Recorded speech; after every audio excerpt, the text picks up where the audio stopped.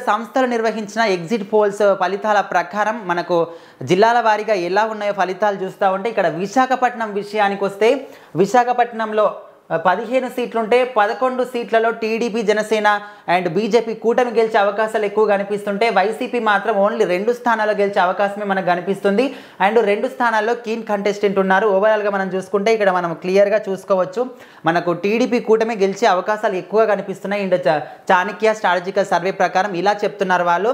And ఇంకో survey ప్రకారం చూసుకుంటే పల్స్ టుడే సర్వే ప్రకారం చూసుకుంటే మనకి ఇక్కడ విశాఖపట్నం జిల్లాలో 15 సీట్లకు గాను 12 సీట్లకు కూటమి గెలిచే అవకాశాలు ఎక్కువ ఛాన్సెస్ ఉంటాయి. ఓన్లీ 3 స్థానాలకు మాత్రమే వైసీపీ పరిమితం అయిపోయింది. ఇక్కడ కూడా మనం చాలా వరకు గమనించుకోవచ్చు.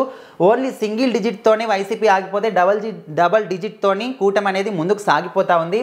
సో జనసేన పార్టీ విషయానికి వస్తే ఇక్కడ అనకాపల్లి కావచ్చు, పెందుర్తి కావచ్చు, విశాఖపట్నం సౌత్, యలమంచలి ఈ 4 స్థానాల్లో విశాఖపట్నం గెలిచే అవకాశాలు ఎక్కువగా కనిపిస్తున్నాయి. అండ్ వైఎస్ఆర్సీపీ విషయానికి వస్తే అరకు అండ్ మాడుగుల, పాడేరు ఈ 3 స్థానాల్లో మాత్రమే వైసీపీ గెలిచే అవకాశాలు కొంచెం మెండుగా కనిపిస్తున్నాయి. అండ్ మిగతా అన్ని స్థానాల్లో కూడా టీడీపీ గెలిచే అవకాశాలే ఉన్నాయి. ఇక్కడ విశాఖపట్నం నార్త్లో బీజేపీ గెలిచే అవకాశం, అంటే బీజేపీ అయినా జనసేన అయినా టీడీపీ అయినా మాత్రం వాళ్ళ కూటమి కాబట్టి వాళ్ళందరినీ కూడా కలిపే తీసుకోవాలి. సో ఇక్కడ మనము వీళ్ళ సర్వే ప్రకారం చూసుకుంటే 12 స్థానాల్లో మొత్తం మనకు తెలుగుదేశం పార్టీ కూటమి గెలిచే అవకాశాలు ఎక్కువగా కనిపిస్తున్నాయి.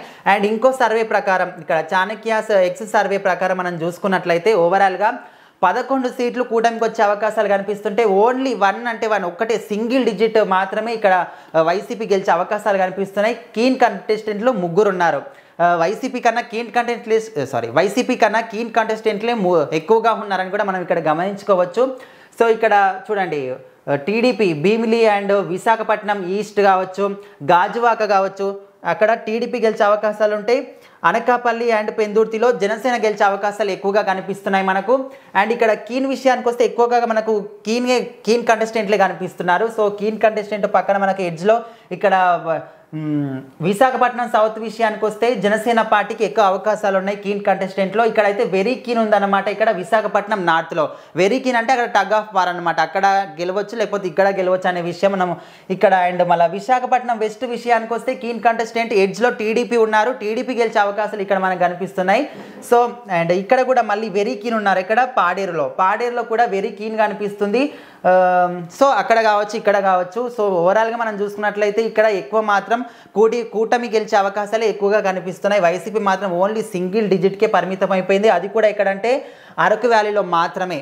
సో అందరికీ తెలిసిందే, ఎందుకంటే ఆ అరకులో ఉన్న వాళ్ళు ఖచ్చితంగా వైసీపీకే గెలిపించే అవకాశాలు ఎక్కువ కనిపిస్తాయి కాబట్టి ఖచ్చితంగా అక్కడ వైసీపీ గెలిచే అవకాశాలు ఎక్కువగా ఉంటాయి. ఇంకో సర్వే ప్రకారం మనం చూసుకున్నట్లయితే ఇక్కడ చూసుకున్నట్లయితే అసలు మనకు వైసీపీ అనేది జాడ కూడా లేదు, మొత్తం మనకు కూటమికి సంబంధించిన వాళ్ళే గెలిచే అవకాశాలు పూర్తిగా ఉన్నాయని ఈ సర్వే ప్రకారం వీళ్ళు చెప్తున్నారు. సో ఇక్కడ చూడండి మొత్తం 7 మొత్తము మనకు కూటమికి సంబంధించిన వాళ్ళే గెలిచే అవకాశాలు ఉంటాయి. వైసీపీ 0 ఉంది, అదర్స్ కూడా 0 ఉన్నారు. అండ్ ఇంకో సర్వే ప్రకారం మనం ఇక్కడ చూసుకున్నట్లయితే స్మార్ట్ పోల్ సర్వే, ఈ సర్వే ప్రకారం మనం చూసుకున్నట్లయితే విశాఖపట్నం 15 సీట్లకు గాను 3 నుంచి 4 సీట్లు వైసీపీ గెలిచే అవకాశాలు ఉంటాయి. 11 నుంచి 12 స్థానాల్లో గెలిచే అవకాశం కూటమికి ఎక్కువ ఉంది.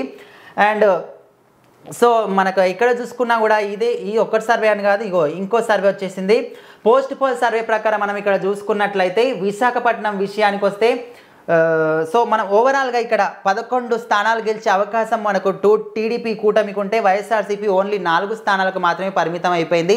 సో మనము ఎన్ని సర్వేలు చూసినా కూడా అందులో ఎక్కడ చూసినా కూటమికి సంబంధించి డబుల్ డిజిట్తో ముందుకు సాగిపోతూ ఉంటే వైసీపీ మాత్రం ఓన్లీ సింగిల్ డిజిట్తోనే అక్కడే ఆగిపోతూ వస్తుంది. సో దీన్ని బట్టి మనము క్లియర్గా అర్థం చేసుకోవచ్చు ఏంటంటే ఖచ్చితంగా కూటమి ఈసారి గవర్నమెంట్ ఫామ్ చేయబోతుంది, వాళ్ళే గవర్నెన్స్ చేస్తారు ఆంధ్రప్రదేశ్ మొత్తాన్ని అని కూడా మనం గుర్తించుకోవచ్చు.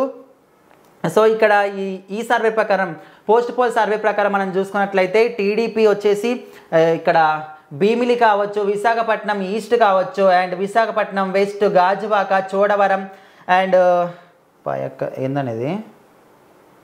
పాయకరావుపేట, ఓకే పాయకరావుపేట అండ్ నర్సీపట్నం ఈ అన్ని స్థానాల్లో కూడా టీడీపీ గెలిచే అవకాశాలు ఎక్కువగా కనిపిస్తూ ఉన్నాయి. అండ్ వైసీపీ వచ్చేసి ఓన్లీ 4 స్థానాల్లో మాత్రమే గెలిచే అవకాశం ఎక్కువ కనిపిస్తుంది.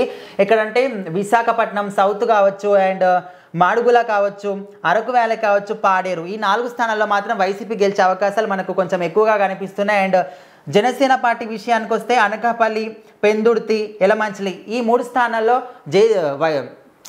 జనసేన పార్టీ గెలిచే అవకాశాలు ఎక్కువగా కనిపిస్తున్నాయి. సో జనసేన అయినా, బీజేపీ అయినా, టీడీపీ అయినా వాళ్ళందరూ కూటమి కాబట్టి వాళ్ళు ఎక్కడ గెలిచినా కూడా వాళ్ళందరినీ కలిపి ఓవరాల్గా మనం తీసుకుంటాం కాబట్టి ఓవరాల్గా 11 స్థానాల్లో కూటమి గెలిచే అవకాశాలు ఉంటే వీళ్ళ రిపోర్టు ప్రకారం ఓన్లీ 4 స్థానాల్లో మాత్రమే వైసీపీ గెలిచే అవకాశాలు ఎక్కువగా కనిపిస్తున్నాయి. అండ్ సో ఇంతవరకు మనం ఈ చూసిన సర్వేలు అన్నింటిలో కూడా చూసుకుంటే మనకు మొత్తం టీడీపీ కూటమికి సంబంధించి ఎక్కువ గెలిచే అవకాశాలు ఎక్కువగా కనిపిస్తున్నాయి. వైసీపీ అనేది మనము ఓన్లీ సింగిల్ డిజిట్కి మాత్రమే పరిమితం అయిపోయింది. సో అసలు ఇవన్నీ ఇట్లా అంటే వాళ్ళు చేసిన సర్వేల ప్రకారం వాళ్ళ అనుభవాన్ని బట్టి వాళ్ళు చేసిన సర్వేలకు ఇవన్నీ ఫలితాలు వెల్లడించారు మనకి. కాకపోతే పర్ఫెక్ట్ రిజల్ట్ 100% రిజల్ట్ కోసం మనము జూన్ 4 వరకు వేచి చూడాల్సిందే. ఆ రోజు వచ్చే ఫలితాలను బట్టి ఎక్కడ ఎవరు గెలుస్తారు, ఏ గవర్నమెంట్ ఫామ్ అవ్వబోతుంది అనే విషయం మనం తెలుసుకోవాలి. సో అప్పటి వరకు మీరేమనుకుంటున్నారో ఈ విషయం మీద